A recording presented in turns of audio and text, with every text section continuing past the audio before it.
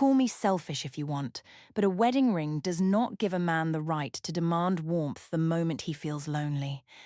I spent every day solving other people's problems, and my husband still expected me to become soft whenever he reached for me at night. So yes, I said my head hurt and moved his hand away. Caleb never demanded anything. He stayed awake and listened, which was why I kept my phone under the blanket after my husband turned off the light. My husband noticed, of course, but he only smoothed his shirt cuff and gave me that careful look men use when they want credit for not arguing. At the company gala, I planned to make one thing clear. Needing space did not make me a bad wife. By dessert, everyone would understand why my attention belonged to the man who knew how to deserve it. My name is Delaney Shaw. I was 34 and directed client relations for a medical software company in Charlotte. Hospital executives paid us for software and paid me to make delays sound manageable. Attention was my profession. My husband, Noah, was 38 and managed logistics for a grocery distributor. We had been together 11 years and married for 8. Noah showed love through solved problems, a repaired hinge, a full tank, a calendar reminder. If I said I missed us, he suggested Thursday at 7. He could plan for any feeling except the one in front of him.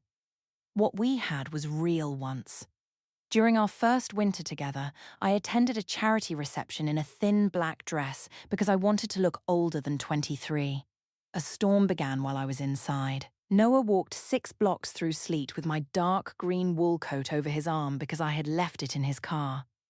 He wrapped it around me at the hotel entrance and rubbed warmth back into my hands. I remember thinking that being loved meant someone noticed what you needed before you asked. My mother raised 3 daughters alone and praised us most when we needed nothing. By adulthood, I could care for an entire room and resent the person who expected care after I came home. Was that selfish or survival with better clothes? The first false headache happened on a Monday. Noah reached across the bed and touched my shoulder. I had spent 10 hours calming a client whose launch date had moved twice. I did not want another conversation about connection, so I pressed 2 fingers to my temple and said the light was hurting me. Noah withdrew at once. He brought water, closed the curtains, and laid my green coat across the bench because the room felt cold. Then he smoothed the cuff of his pajama shirt and asked whether I wanted medicine. I said no. He went to sleep facing the other direction. My phone lit beneath the blanket. The message came from Caleb Brooks, a product trainer on my launch team. He wanted to know whether I had survived the client call. I answered that survival was a generous word. He sent a joke. I covered my mouth so Noah would not hear me laugh. 3 messages became 20. 1 night became 4. The headache returned whenever Noah reached for me and disappeared whenever Caleb's name appeared on my screen. I called that coincidence because the other word felt too ugly. At the end of the week, Noah placed a small grey pouch on my nightstand. It contained pain tablets, an eye mask, and peppermint oil. He said he had written down the dates in case I wanted to speak with a doctor. His fingers went to his cuff again. Careful. Controlled. I saw no tenderness in it. I saw a man turning my body into a logistics problem.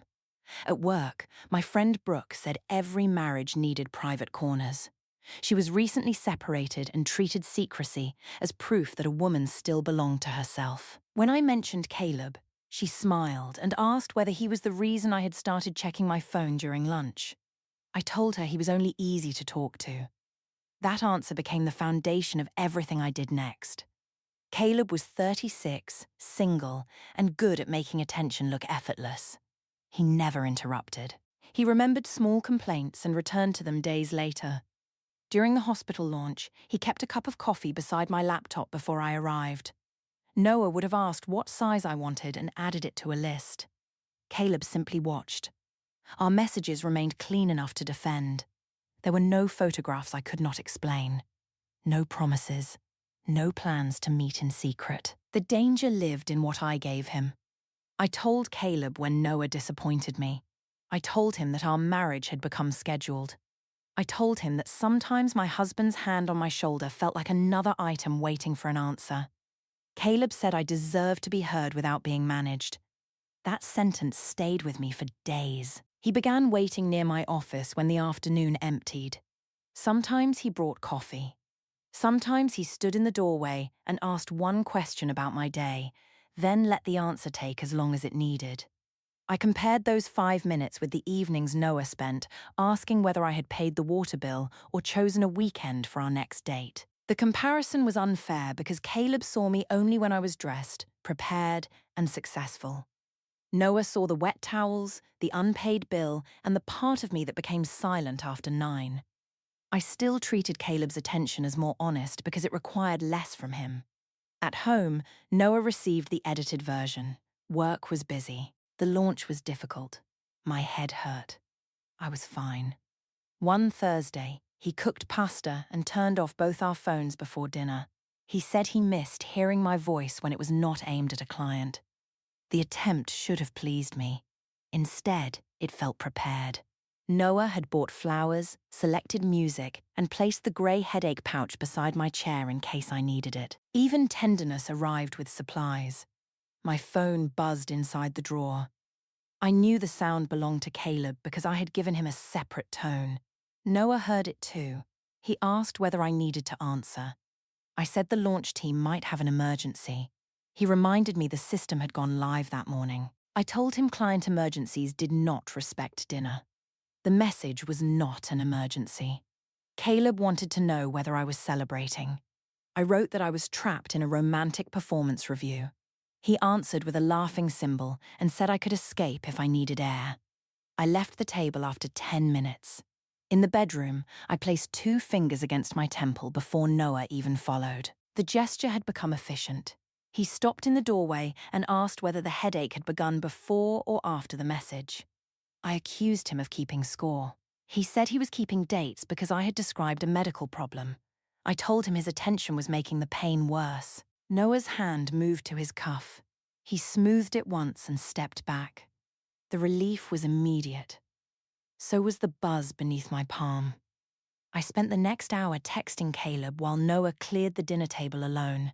The headaches developed rules. They arrived when Noah suggested a walk, when he sat close on the couch, or when he asked why we no longer went to bed together. They never appeared during client dinners.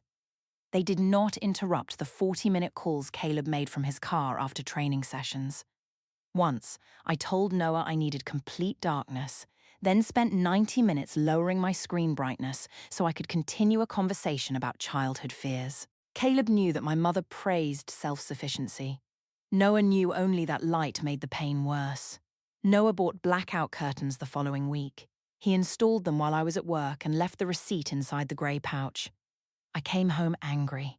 I said he had entered my side of the closet without asking and turned the bedroom into a clinic. He apologized for the closet. Then he asked whether anything he did could still reach me without becoming proof against him. I told him the question itself was pressure. His fingers smoothed his cuff. He accepted the answer, though his face did not.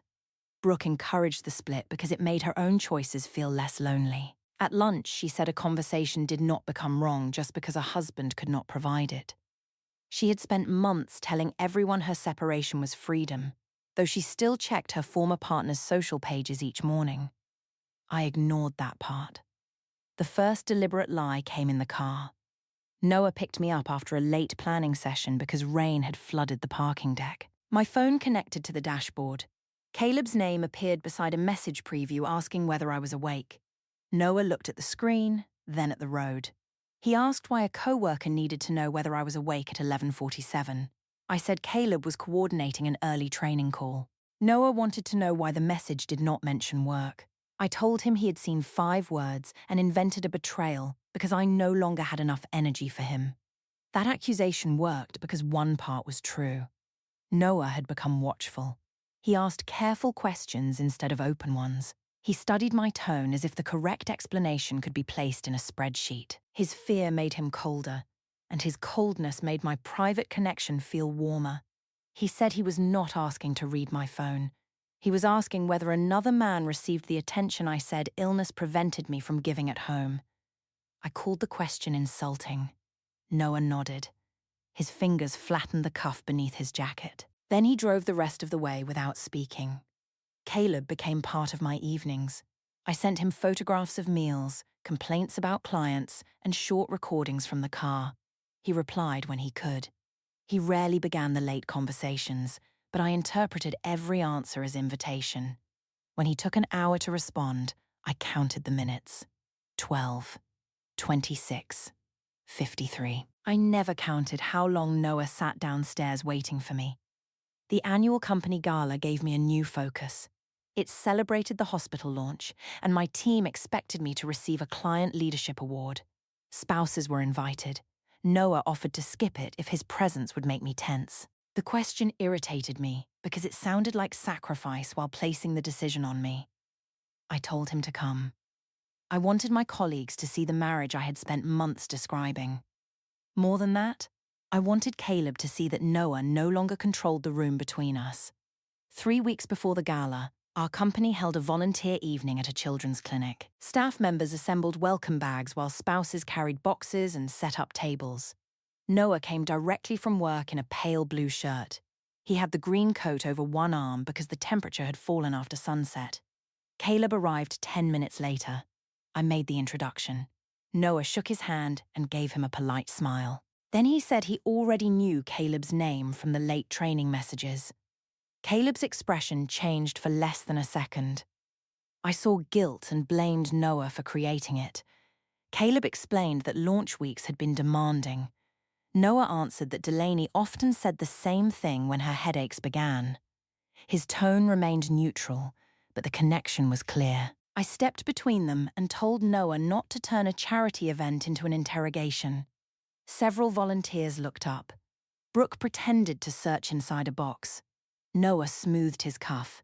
He said he had asked no question. That made me angrier. He could place a blade on the table and insist he had not used it. I laughed and told the group that Noah treated every human interaction like a delivery route.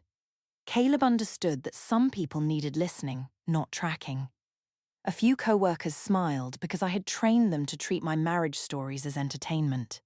Nora Kim, our human resources director, did not smile. She placed another bag on the finished pile and reminded everyone that spouses were guests. Her voice was calm. The correction landed on me, though she used no name. Caleb moved to the opposite side of the room. For the rest of the evening, his replies to me were professional and short. I decided Noah had frightened him. When we finished, I walked outside without taking my coat. Noah followed and lifted it toward my shoulders. At that moment, Caleb came through the clinic doors. I stepped away from Noah and asked Caleb to help because my husband always made simple things feel heavy. Caleb held the coat open. I slipped my arms into it while Noah watched. It lasted perhaps 5 seconds.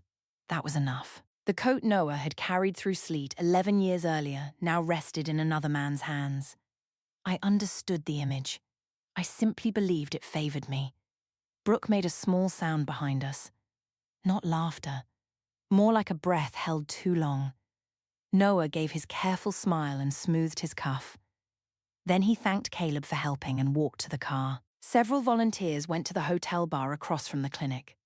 I joined them and took the chair beside Caleb before Noah reached the table. Noah sat across from us. He ordered coffee and listened while everyone discussed the launch. When Caleb praised the way I had handled an angry client, I placed my hand briefly on his sleeve and said some people understood my value without needing a quarterly review. The trainer beside him looked down at the menu. Nora asked whether we could keep the evening focused on the clinic. I laughed and explained that Noah was used to my jokes. He did not correct me. His smile appeared and his thumb moved beneath his cuff. Caleb shifted his chair away from mine. He asked Noah about regional delivery work and spent the next 10 minutes speaking directly to him. They discovered that both had handled emergency supply problems during a winter storm. Noah became more animated than he had been with me in weeks. I resented the ease between them because it weakened the story I had built. The boring husband was not supposed to interest the man who understood me. On the drive home, I accused Noah of trying to claim Caleb as another practical contact. Noah said he had only answered questions. I told him men always formed alliances when a woman refused to behave as property. He asked whether that was how I planned to describe the evening to Caleb. Noah nodded and looked through the windshield. That calm irritated me more than defense.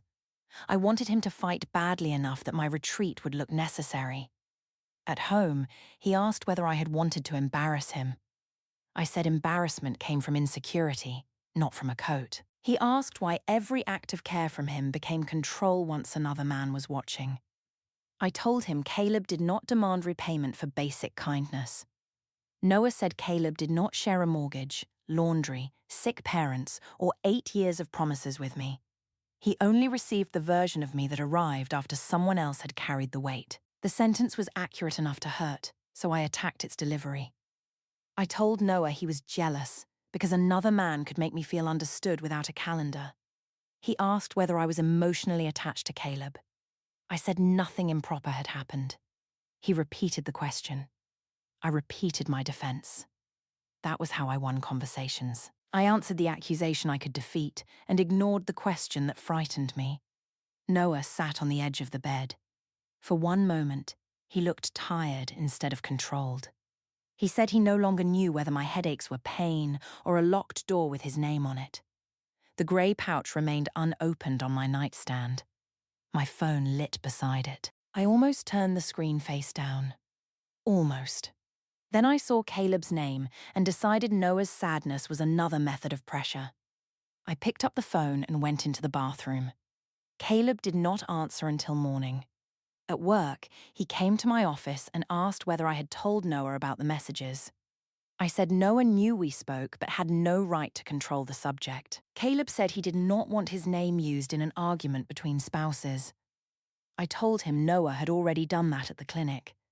Caleb corrected me. He said Noah had been respectful and that I was the person who kept comparing them. His refusal embarrassed me. I reminded him of every late conversation and every time he said I deserved support.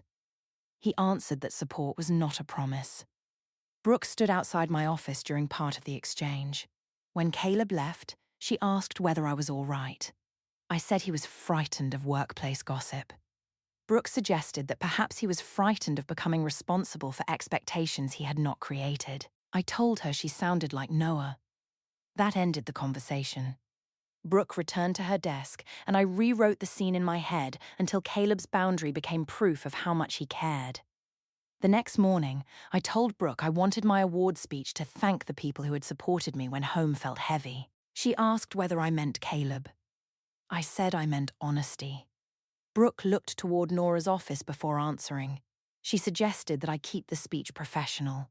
Her caution sounded like fear, and I had grown tired of women calling fear maturity. I began writing the speech that afternoon. For the next 10 days, Noah stopped reaching for me at night. The result should have felt like freedom. Instead, I became aware of every inch between us. He slept near the edge of the mattress, placed his watch on his own nightstand, and no longer asked whether the light from my phone bothered my head. I filled the silence with Caleb. His replies had changed. He answered work questions quickly and personal messages hours later. When I complained about Noah, Caleb said we should discuss the gala schedule instead. When I sent a photograph of the grey headache pouch with a joke about married life, he did not respond until morning. I told myself he was protecting both of us before the event. The explanation made distance feel romantic. Noah still behaved like a husband in daylight. He collected my dry cleaning, replaced a tire, and placed fresh water beside the bed. But his care had lost its invitation. He completed each task and moved away. That small withdrawal offended me more than an argument would have. On Sunday, he asked me to sit with him in the living room.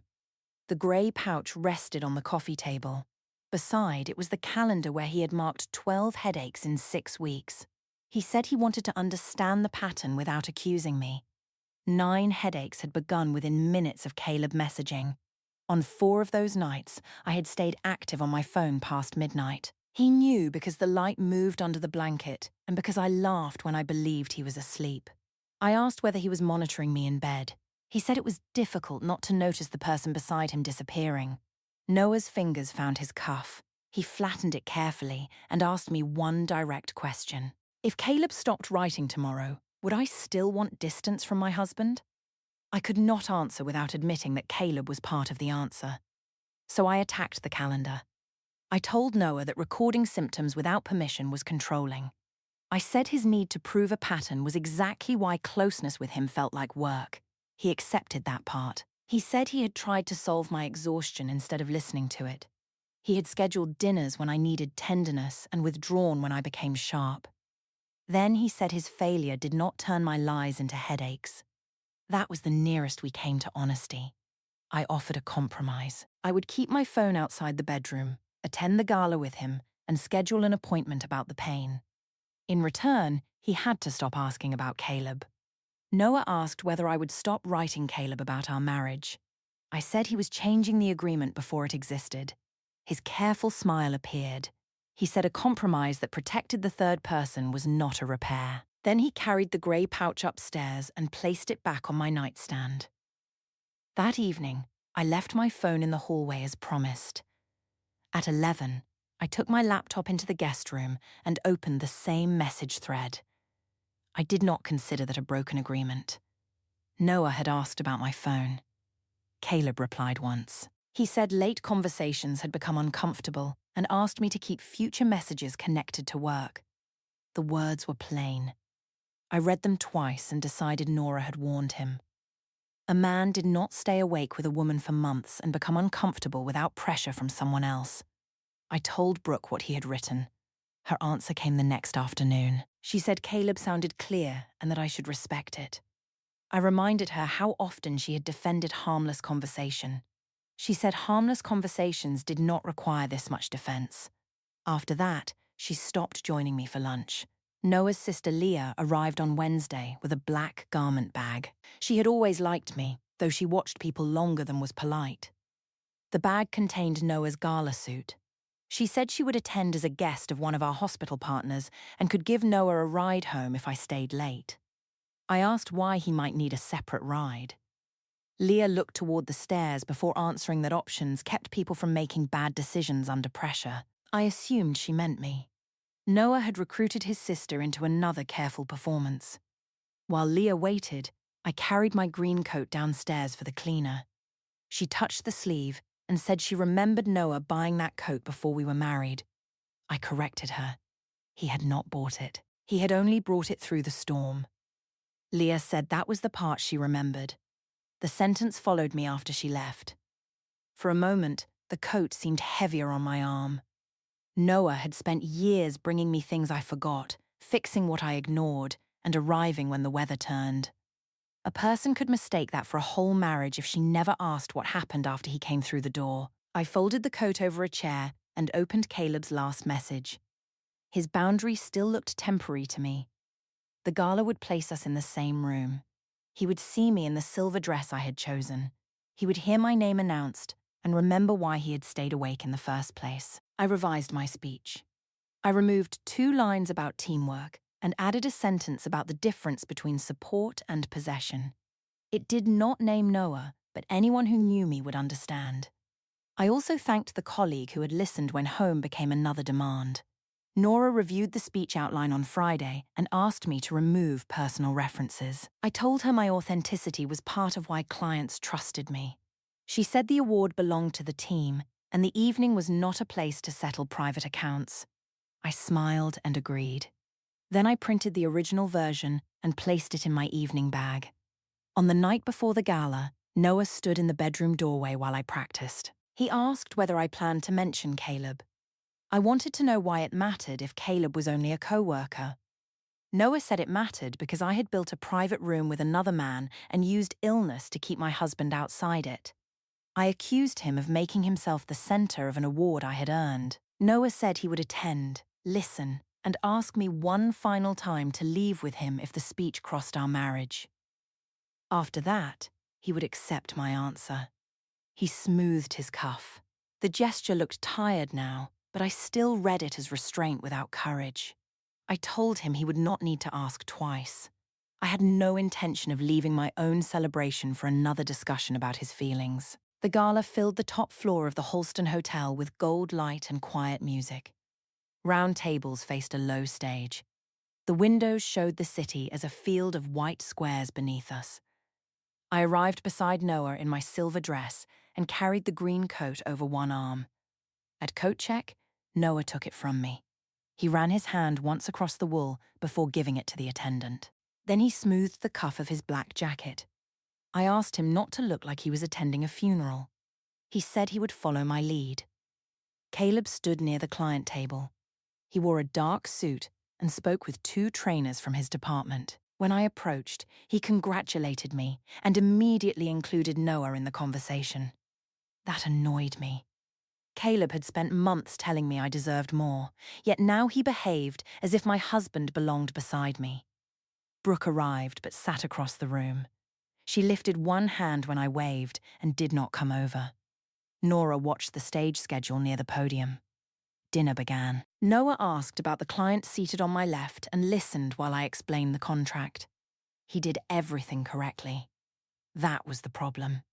Our marriage had become a series of correct gestures performed by a man who believed mistakes could be removed through discipline. When the band invited guests to the floor between courses, Noah asked me to dance. His hand rested lightly near my elbow. I pulled away and pressed my fingers to my temple. I said the lights were starting a headache. He asked whether I wanted the grey pouch. He had brought it in his jacket. I told him medicine would make me tired before the award. Then my phone buzzed against my evening bag. Caleb had sent one sentence asking whether the revised training numbers were final. I smiled at the screen. Noah saw the change in my face. He said nothing. His hand moved to his cuff. I answered Caleb with the numbers and added that I needed rescuing from another forced romantic moment. He did not respond. I sent a second message saying my husband had brought medication to a gala as if I were a patient. Caleb looked down at his phone from the next table. Then he placed it face down. I interpreted the motion as caution because Noah was watching. By the time my name was called, the headache had served its purpose. Noah sat at our table while I crossed the room alone. Applause followed me to the stage. The award was clear, glass-shaped like an open door. I held it beneath the lights and looked directly at the people who had underestimated me. The prepared corporate lines lasted less than a minute. I thanked the client, the engineering team, and Nora. Then I unfolded the original page. I said success required people who knew the difference between support and possession. A few heads turned toward Noah. I continued. I thanked Caleb for answering when pressure followed me home, for listening without turning my feelings into a schedule, and for reminding me that care did not need to ask for anything in return. The applause did not begin. Caleb looked at the table. Nora's mouth tightened. Brooke had stopped touching her glass. I should have ended there, but silence always made me work harder.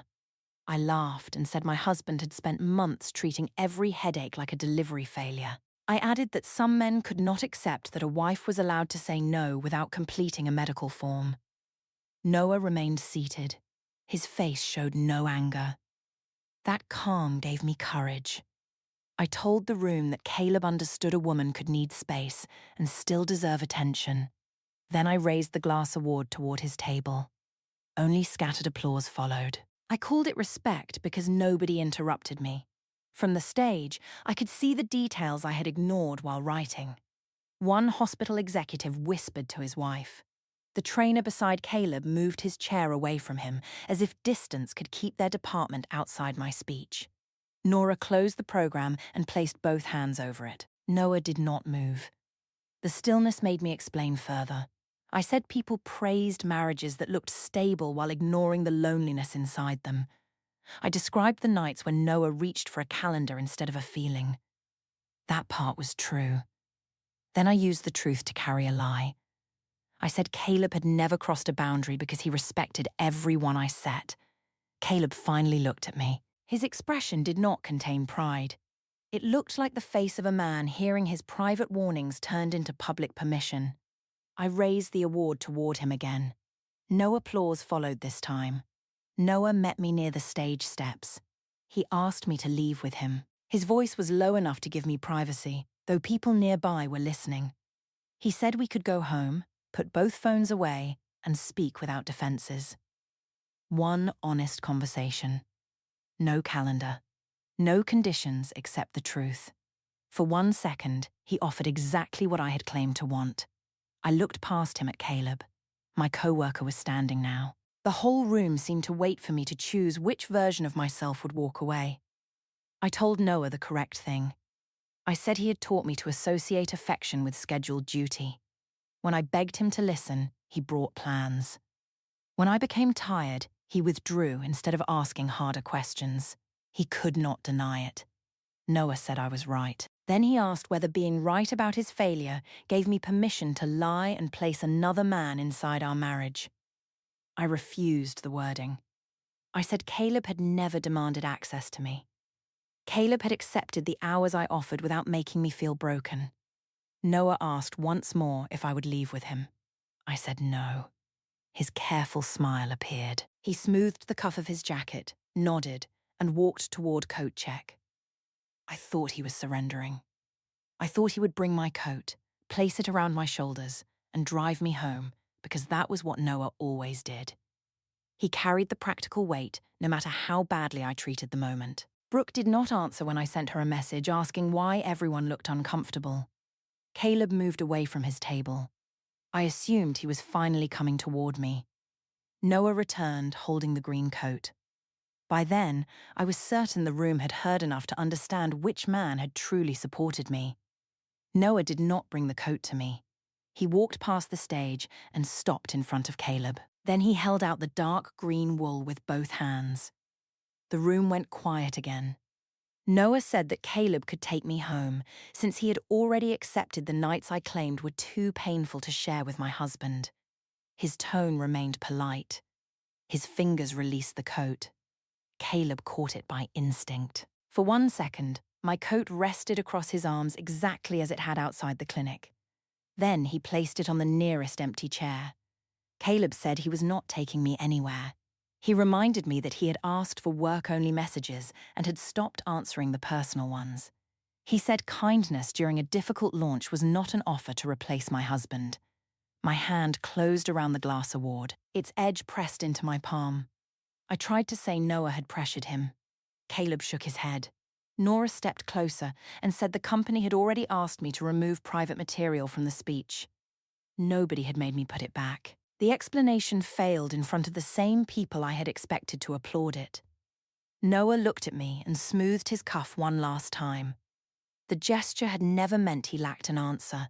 It was how he kept his hands still while making a decision he would not reverse. He had not read my messages. He did not need to. Caleb's name on the car display, the separate notification tone, the laughter beneath the blanket, the unopened headache pouch, and my own speech had given him the pattern. He had waited because part of him still hoped I would choose honesty before I chose an audience.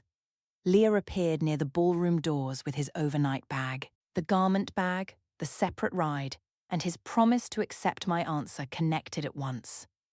Noah had prepared to leave without knowing which answer I would give. Noah admitted that preparation was easier for him than confrontation. He had spent years arranging practical exits from emotional rooms, and this was the largest one. He had reserved the apartment, separated his work deposits, and packed the bag because planning was the only courage he trusted. That same cold discipline had starved our marriage. Now it protected him from another argument I could rename by morning. Leah took the bag in one hand and waited. Noah did not deliver a final speech. He only removed his car key from our shared ring and placed the house key beside my untouched award. Then he walked toward his sister. Around us, conversations restarted in low voices. Nobody came close. Caleb returned to his table long enough to collect his phone, then left with the training team through a different door. The room had not chosen a new man for me. It had simply stopped accepting the story I was selling. I searched the room for Brooke. Her chair was empty. Noah's petition for legal separation arrived 3 days later, with a mediation date set for the following month. Noah moved into a furnished apartment near his warehouse and took only the things he had already packed. Our shared cards were closed, and the house payment consumed most of my monthly salary. Brooke stopped answering personal calls, while Leah removed me from every family group. Caleb blocked my number and requested assignment to a different client team. Nora placed a formal warning in my file and removed me from public-facing events for the rest of the year. I had wanted attention without obligation. At the gala, every face turned toward me and no one asked me for anything. Noah stopped asking for honesty. Caleb stopped asking whether I was all right.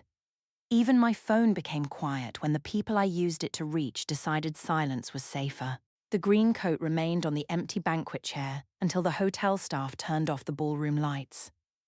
I walked out wearing it, but neither man waited at the curb.